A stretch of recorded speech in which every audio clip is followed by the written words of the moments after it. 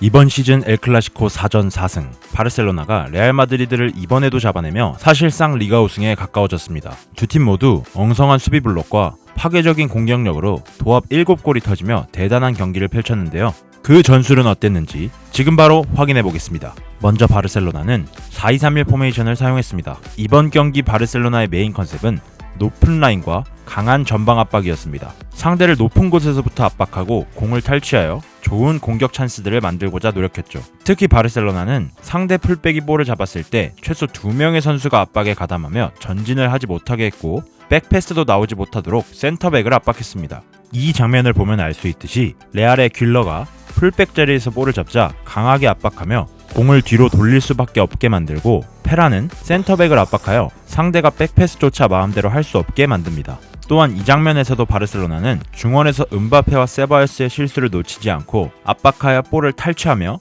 그대로 하피냐에게 연결하여 역전골까지 만들어내는 장면입니다. 이처럼 바르셀로나는 강력한 중원과 높은 라인으로 끌어올린 전방 압박으로 레알을 굉장히 많이 괴롭혔고 먼저 2실점을 했음에도 불구하고 전반에 역전을 해내며 경기의 우세를 가져왔습니다. 이렇듯 이번 경기 양팀의 중원 싸움은 엄청났는데 그 이유 역시 양팀이 가장 효과적인 공격을 하려면 중원에서의 우세와 압박을 잘 가져가야 했기 때문입니다. 하지만 바르셀로나도 아쉬운 점이 존재했는데 그것이 바로 수비 라인입니다. 레알 마드리드의 가장 무서운 점이라고 한다면 역시 음바페와 비니시우스의 뒷공간 침투라고 할 수 있는데요. 라인을 끌어올리고 중원에서 압박을 가져가다 보니 볼을 탈취하는 경우도 많았지만 만약 레알이 볼을 가져간다면 바로 뒷공간이 열려버리는 대참사가 자주 발생했습니다. 레알의 두 번째 득점 장면에서도 야말의 턴오버가 발생하자 곧바로 비니시우스 음바페로 이어지는 뒷공간 침투로 연결되었고 그대로 실점하고 말았죠. 이번 시즌 바르셀로나가 전반기부터 승승장구할 수 있었던 이유 역시 높은 라인이고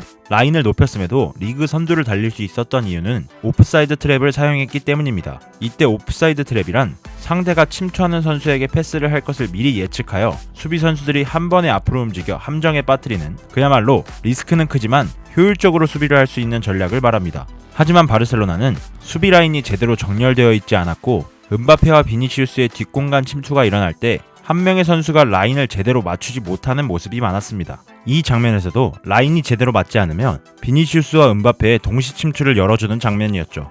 이렇듯 바르셀로나는 극단적으로 높이는 수비 라인과 강력한 중원 장악력을 바탕으로 다득점을 해내며 이번 시즌 1위를 달리고 있습니다. 하지만 한 시즌에 50경기를 넘게 치르는 동안 90분 내내 그 압박 레벨과 라인 유지가 가능한 팀은 세계 어디에도 없죠. 오늘처럼 수비라인 정렬이 안 되는 날이면 실점도 많이 해버리는 사태가 벌어지는 것입니다. 그렇다면 레알 마드리드를 한번 보겠습니다. 레알은 4-2-3-1 대형으로 나왔죠. 특히 최근 레알의 퀼러 선발 기용이 눈에 띄었고 벨링엄, 세바요스, 발베르데의 3미들 라인이 핵심이었습니다. 바르셀로나의 미드필더들은 중원 싸움에서 강하게 들어올 것이 분명했기 때문에 그 누구보다도 세 선수의 역할이 중요했죠.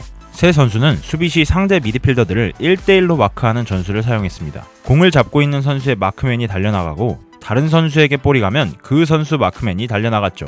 이 장면처럼 더용이 볼을 잡자 마크맨인 벨링엄이 달려나가 수비하고 페드리에게 패스가 연결되자 세바요스가 뛰어나가고 벨링엄이 다시 내려가는 형태를 취했죠. 하지만 이것은 바르셀로나의 스위칭 플레이와 변칙적인 공격수들의 움직임에 의해 그다지 효율적인 수비가 되지 못합니다. 또한 압박 체계와 라인도 엉망이었습니다. 바르셀로나가 후방 빌드업을 할 때 레알의 라인은 결코 낮지 않았습니다. 하지만 압박은 전혀 강하지 않았죠. 라인이 높은데 압박이 강하지 않으면 어떤 일이 발생할까요? 바로 뒷공간이 정말 허허벌판이 됩니다. 압박이 강하지 않게 들어오니 바르셀로나의 후방 라인에서는 편하게 롱킥을 날렸고 높은 라인과 슈아메니에 익숙하지 않은 포지션 문제는 정말 쉽게 선수들이 레알의 진영으로 넘어올 수 있는 기회를 제공했죠. 이 장면에서도 레알의 라인은 상당히 높은데 퀼러의 압박이 제대로 이루어지지 않으니 롱킥이 다소 쉽게 나왔고 페라는 슈아메니의 뒷공간을 그대로 노릴 수 있었던 것입니다. 그리고 꽤나 위협적인 기회로 연결되죠. 이 장면도 마찬가지입니다. 라인은 높은데